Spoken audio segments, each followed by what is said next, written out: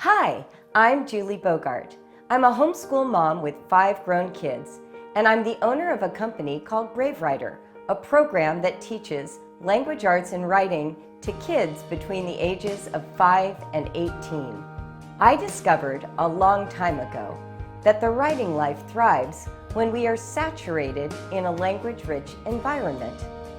Kids grow their vocabularies and their moral imaginations when they are introduced to quality literature, plays, films, and music. One of the most powerful sources of language in our culture is poetry, yet most people are afraid of it.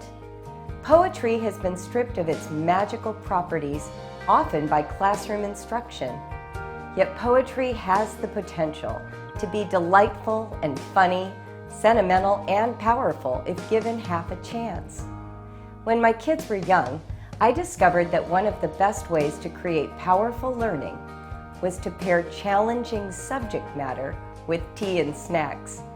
When Johanna was 8, I introduced her to Shakespeare by this method. We laid a pretty table complete with candles, a whimsical centerpiece, scones, and a steaming British teapot. I read to Johanna while she ate her cup of yogurt and sipped her tea. That first tea time launched a love of Shakespeare and set a practice in motion that we continued most weeks of my family's life.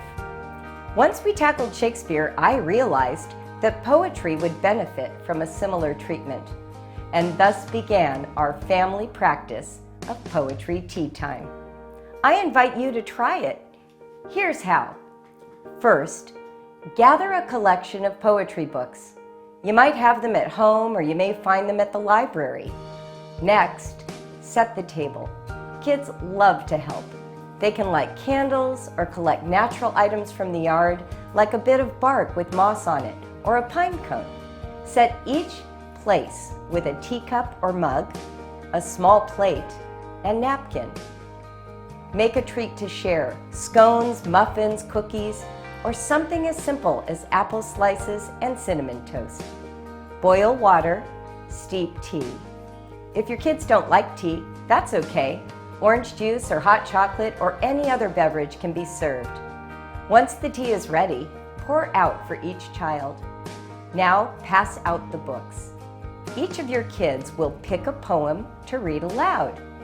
Kids who don't read yet can pick a poem by photo or illustration and let the parent read it aloud instead. And you get to pick a poem to read and share too. When the poetry reading is finished, enjoy the tea and treats. No analysis needed. The goal is to simply enjoy this respite in the morning or afternoon together, taking in the lovely language of poetry. I often call poetry tea time the gateway drug to a language-rich lifestyle. My adult kids always want to have tea times when they come home, and they are actively involved either reading or writing poetry as adults. If you enter this practice with joy and trust, I expect you may have similar results. Today, thousands of families have enjoyed poetry tea times. Many share their images on Instagram with the hashtag #PoetryTeaTime. I hope you will too. Please check our website for all kinds of suggestions that will enrich your poetry tea time experiences. You can download our free Quick Start Guide to Poetry Tea Time now. I look forward to hearing about your poetry tea times soon.